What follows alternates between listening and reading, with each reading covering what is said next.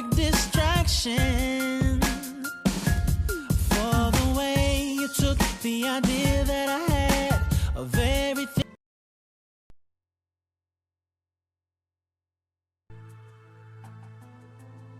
Hey guys, KiwiSylveon, and welcome back to Seduce Me 2, the Demon War Erik route.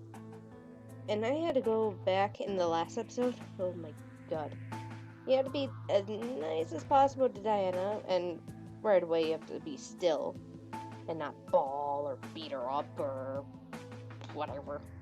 You actually have to stay still in order to get her as your trainer. So that was very difficult.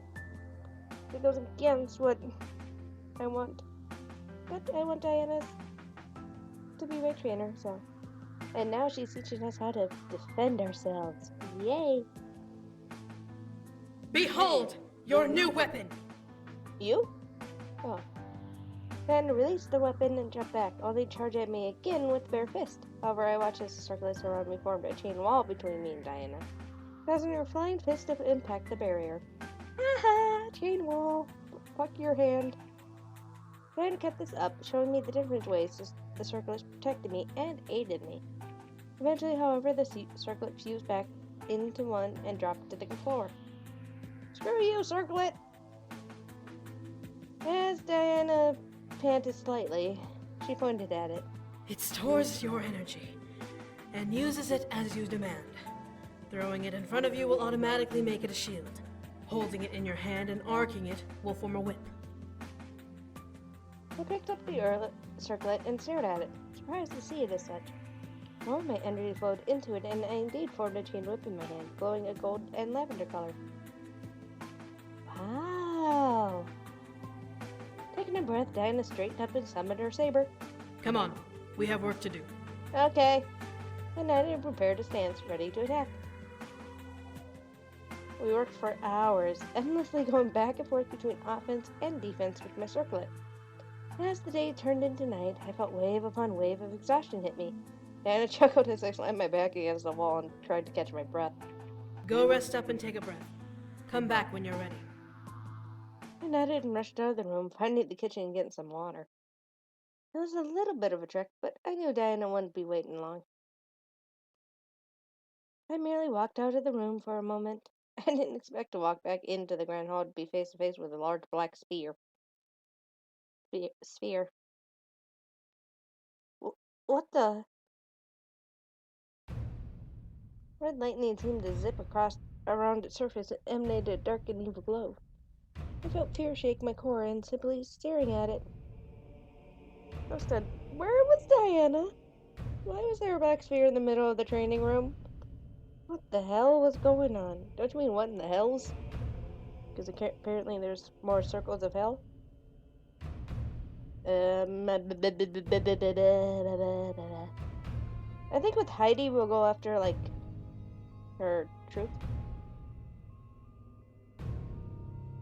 So...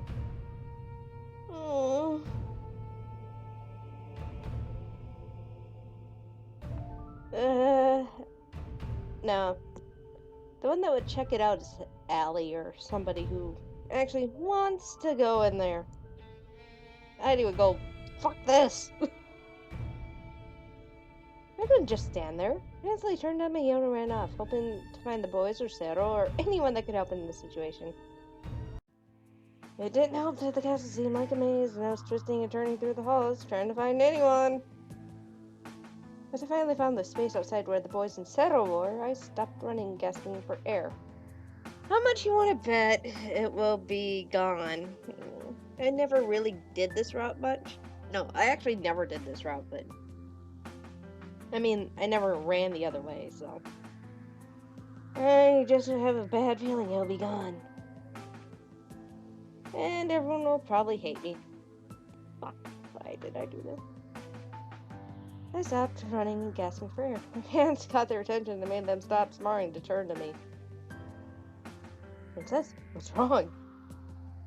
I panted and pointed to the direction I ran from, trying to speak between breaths. Diana! Black sphere! Red lightning! Before I could finish, Cero sprinted into the castle in the direction I had pointed towards. The boys, except for my fiance, followed suit, and as the man I love stayed with me. However, I didn't have the patience to wait. I grabbed his hand. Oh, God. My boy. I should have just stayed, but I wanted to see this, but I feel stupid now. Ran back as well toward the grand hall, knowing that Diana needed our help. He saw it in Richmond's face, now wanting to be dragged. Please be dragged. Fuck you, Diana, if this is a trick. My heart began to pound, imagining Diana finding the Demon Lord. The Red Lightning had to be a sign that he was here. I could hear Cero shouting down in the hall as he finally reached the room. My lady! What made me skid to a stop was her reply. Sano, what's wrong? What the fuck? What? My brain. I walked over and peered into the room to see Diana staring wide-eyed at Cero as he looked around, confused and concerned. You're okay? But the human! What about the human? Did something happen? She said something happened to you! As I stepped into the room, Diana looked at me with her eyes wide. She looked uninjured and the room was back to normal. What was going on? Well, I'm fine, as you can plainly see. I looked Diana up and down. She wasn't lying or hiding anything. Was it just my imagination? I couldn't have been. No way. But I swear I saw a black sphere. You weren't there, and then the red lightning. What are you talking about? Diana walked over and placed a hand on my forehead, which made me almost glare. I wasn't lying, and I knew I wasn't hallucinating. However, as she touched me, I felt my mind suddenly freeze.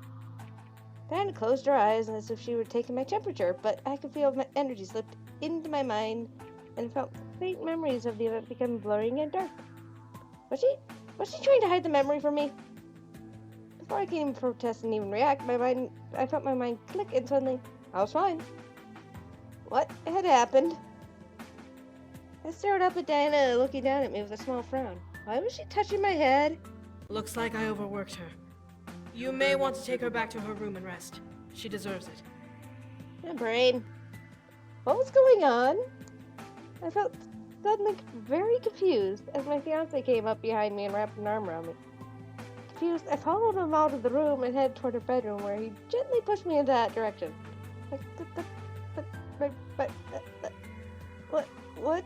What just happened? I shook my head and gently pushed away from my fiance. I would return to the room on my own and let him finish up training. Fuck you, Diana!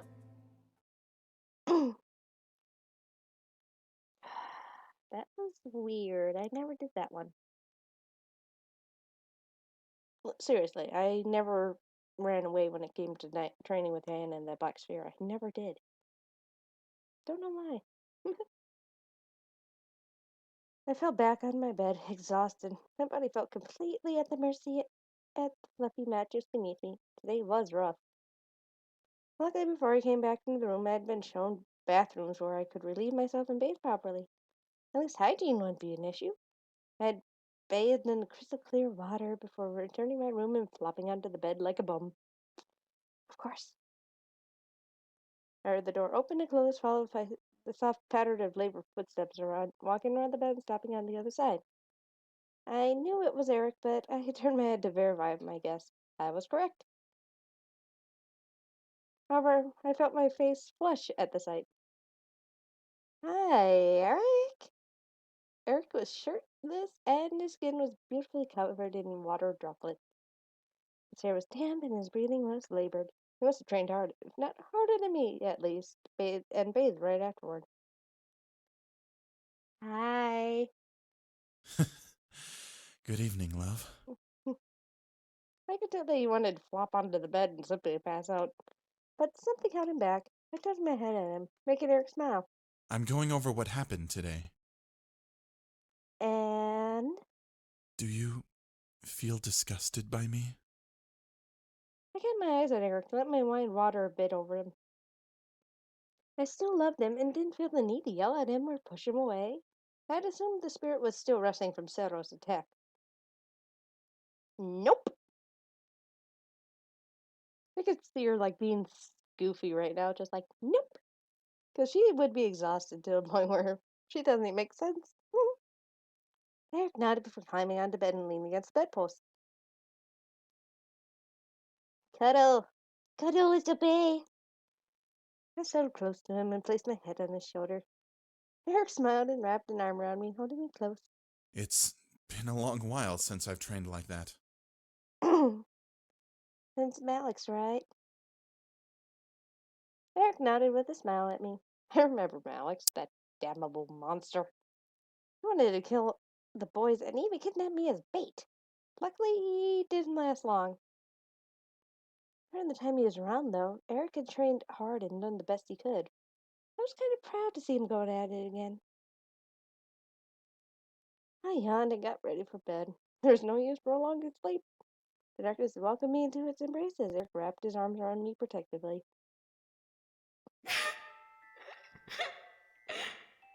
God. Huh? The cries of the spirit vibrated. Wow. Brain, can you read? I can English, I swear.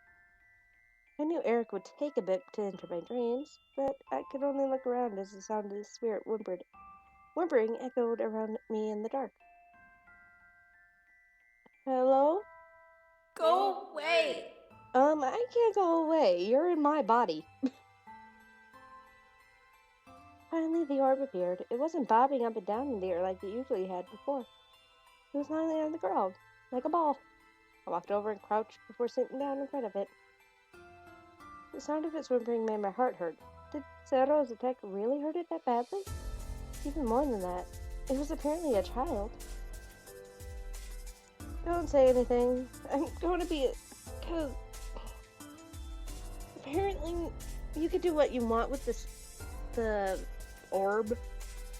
But Heidi wouldn't really want to get too attached to this thing, because it's going to be out of her fucking body soon, so... Why did you do that? We just wanted to try and get you out of my body. Why did you hurt me? Every word the spirit spoke felt like a knife through my heart. I didn't mean to hurt it, but we had to try. I was certain the intention of the attack was to expel the spirit, not hurt it. You're just like him.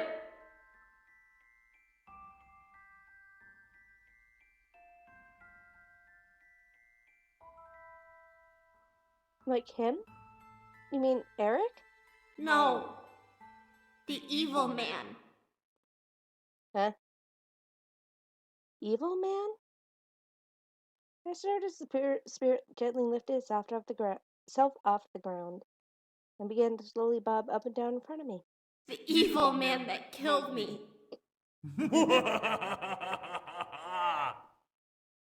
My body froze as I suddenly heard the demon lord's laughter all around me. The voice bounced through the air, sending wave upon wave of fear through my body in endless cycle. However, the spirit didn't react. Was the spirit causing the voice? The spirit lowered itself back onto the ground and laid still, the purple aura around it still rippling around it.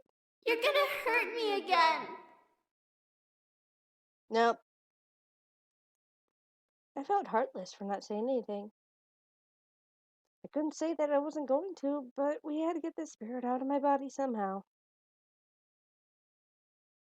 I felt a hand suddenly place itself on my shoulder, and the demon lord's voice faded into silence. I quickly turned to see Erik looking down at me with a concerned expression. Are you all right? Yeah. The icky man is back.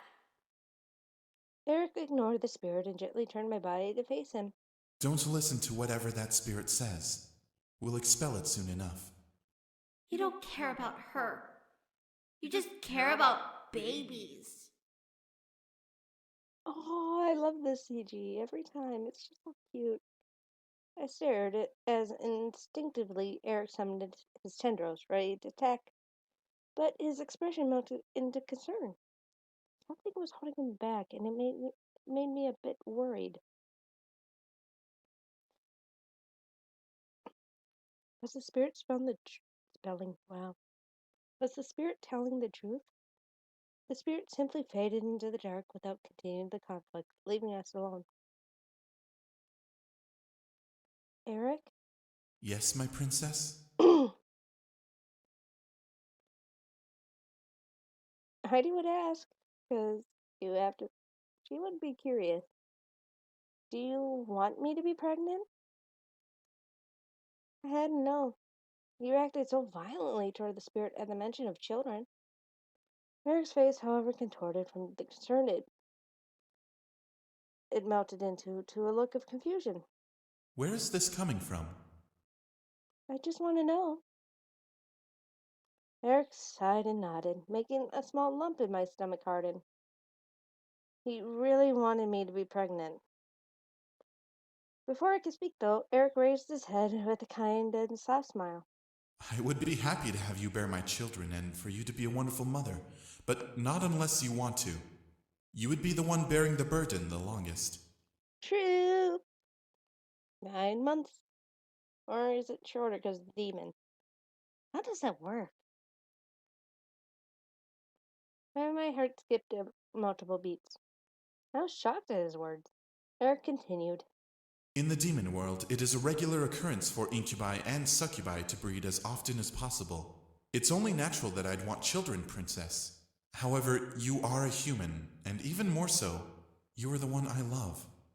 I obey your every command. Oh, Erik. Before my eyes, Erik slowly wrapped his arms around my form and kissed my forehead. The warmth of his embrace made my entire body melt, but I wrapped my arms around him in return.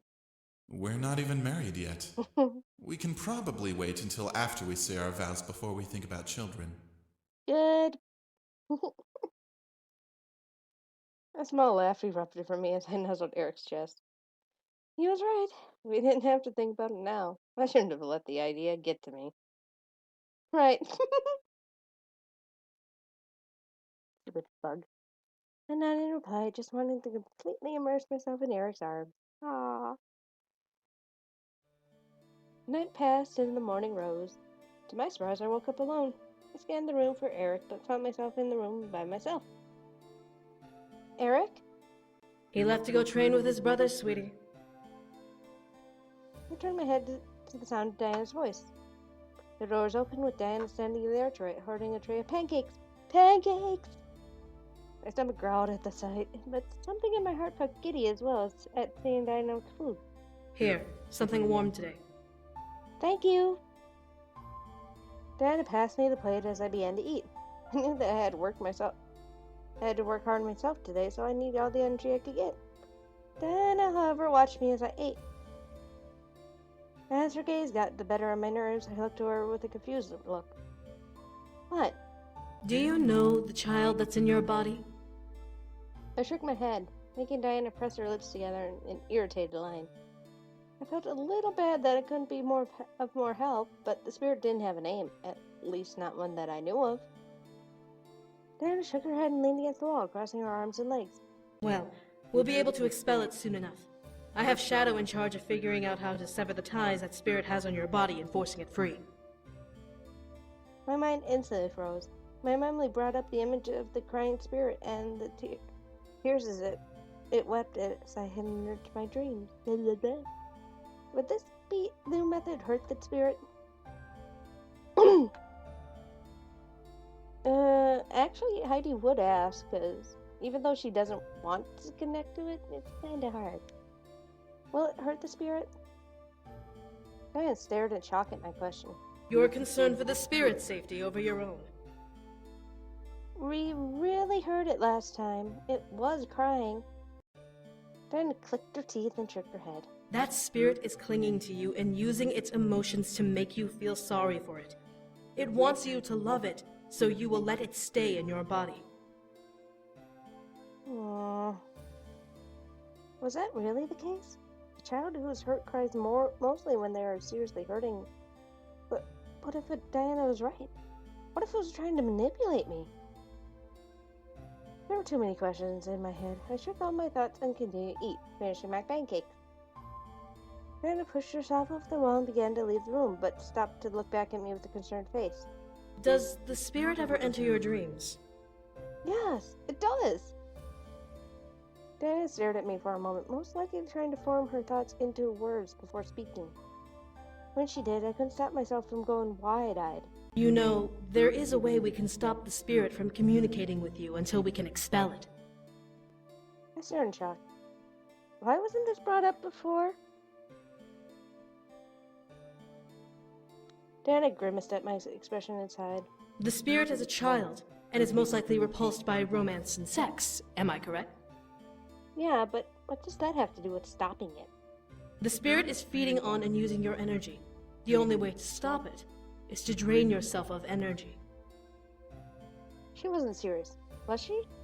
She expected me to give Erik all my energy all of the time? What about my training? Diana turned fully to me and crossed her arms. Essentially, after training, give your remaining energy to your fiancé. Kiss, hug, fuck, it doesn't matter. As long as your energy is completely drained. You'll sleep, and because you'll have no energy, the spirit won't be able to appear in your dreams. You'll have an empty sleep. I'll take the third option, please. It made sense, but at the same time, I felt a little out of place. Erik needed my energy to survive, yes, but to give him all of my energy? Part of me felt a little excited to do it, while the other side of me felt like it was completely wrong to give him energy for that reason. Diana shrugged, breaking my thoughts and make me give my full attention once again. It's up to you. We should have the means to expel the spirit in a day or two. Thank you. I was curious, however, why Diana was interested in helping me. She was already doing so much for me and the others by helping me get back to the human world. Before Diana could turn to leave, I stood up from the bed. Diana, why are you helping us with this anyway? Diana's gaze burned into mine as her expression softened. Something in her eyes showed a form of weakness, almost reflecting the eyes of an innocent child. What the... You may not believe it, but I do actually enjoy aiding people. When I can, at least. I could only stare at Diana in surprise. I could tell she was being genuine just from the sound of her voice, and the look in her eyes made me feel somehow like crying.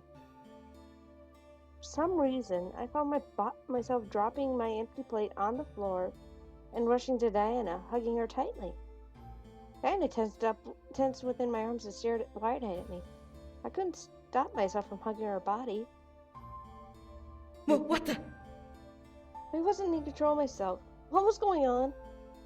Help me. Dear, what are you? I didn't speak again. I wanted to, but I couldn't. Was the spirit in control again? Diana finally relaxed in my arms and wrapped her arms around my form, cutting over my hair gently. How pitiful. With each stroke, I felt anxiety wane and clear from my body. From where they came from, I would never know, but I couldn't do anything but allow it to pass. Diana seemed to be in some form of comfort for the spirit. However you got into this body, we will free you, child. I felt myself nod. However, I couldn't stop myself from feeling a strong energy pull from my body. Was Diana draining my energy?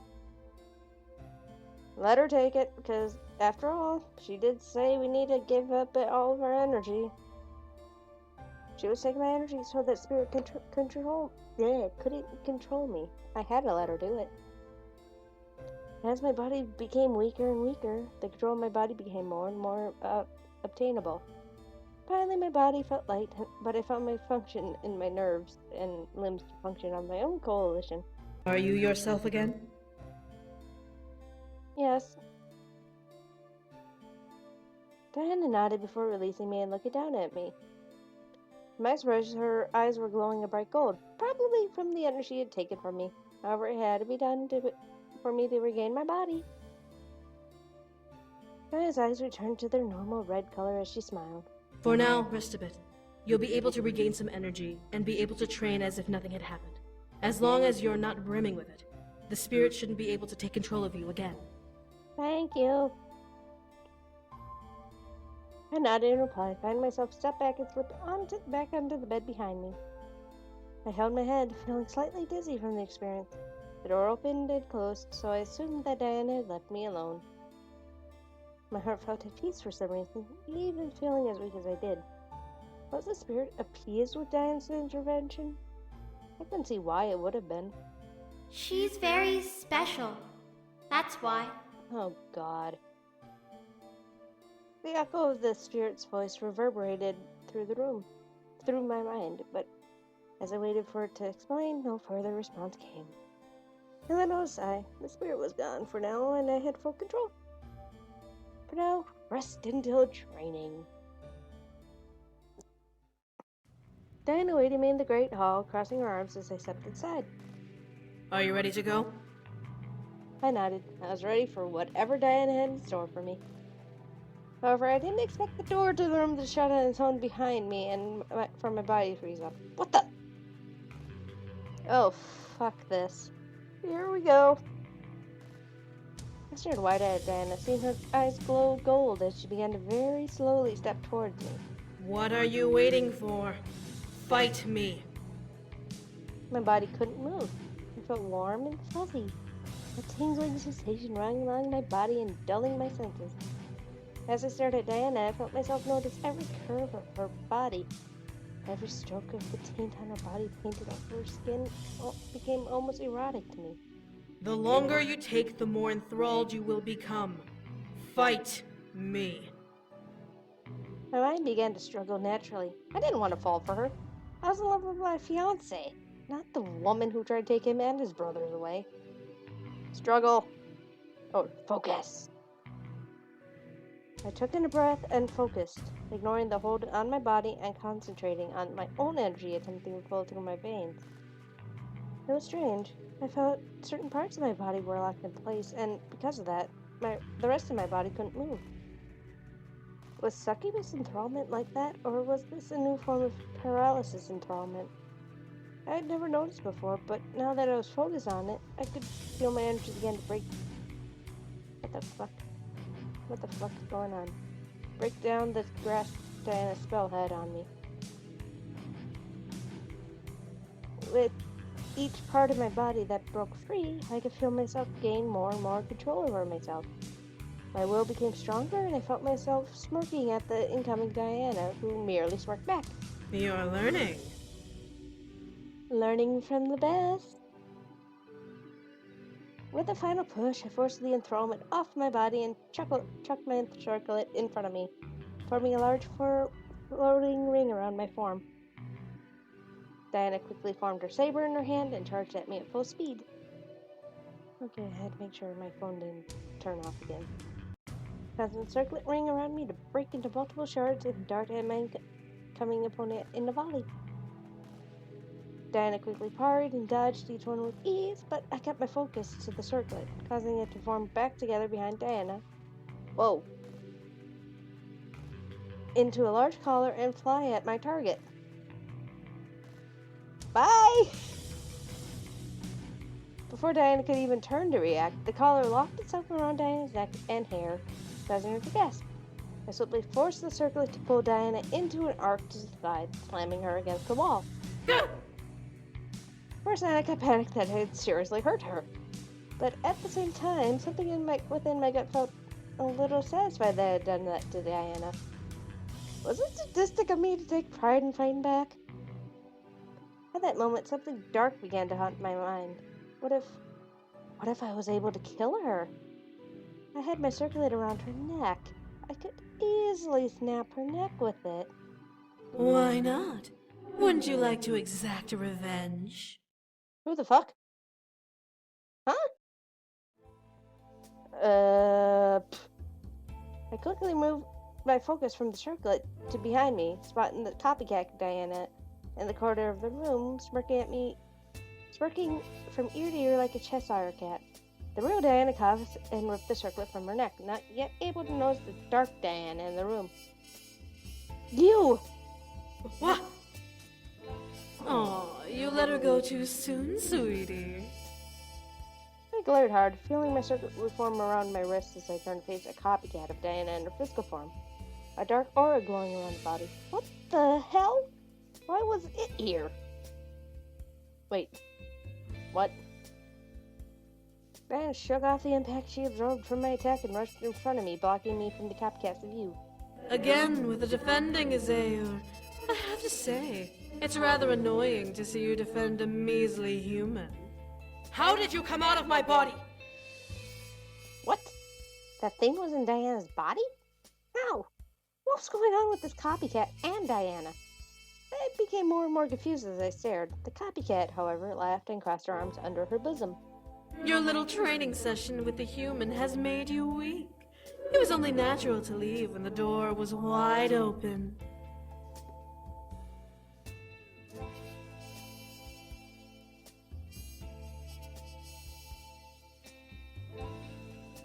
Alright, sorry if you heard anything. I had to clear something. Instantly, Diana's hand began to glow, and a large purple snake-like tendril slithered out from her palm. I want to do that. Diana arced her arm toward the copycat, wrapping the tendril around the copycat's neck and pulling it forward. To my surprise, the copycat simply braced herself with her heels digging into the floor and her hands around her new collar. So fabulous. Our feud is between us. Go back to where you belong. You can't hide your feelings forever, love. The truth will come out sooner or later. What did this thing mean? The truth? What truth? I began to question what it could be in my mind before seeing Diana send a wave of energy through the tendril and making the wrap around the copycat's neck tighten. I will not ask again. With a hideous choked laugh, the copycat's body began to shift and sway as if it was becoming a vaporous form. However, the mist channeled itself into Diana's tendril and faded into it as the tendril itself began to vanish. With a heavy sigh, Diana curled over herself and shook her head. Damn that thing. Diana wouldn't turn to me, but my curiosity began to heavily peck at my mind. What was that thing, really? How did it come to be? Why was it haunting Diana and taunting me? What was the truth Diana was hiding? What was that? I didn't know what was going on. It was like an itch that was desperate to be scratched, despite it not being my place to prod. Diana paused for a moment before standing up straight and walking to the window, looking out of it and crossing her arms. I will let her explain in the next episode. Remember to leave a like, comment, subscribe, and I will see you guys in the next episode. Bye! Why am I waving? Bye!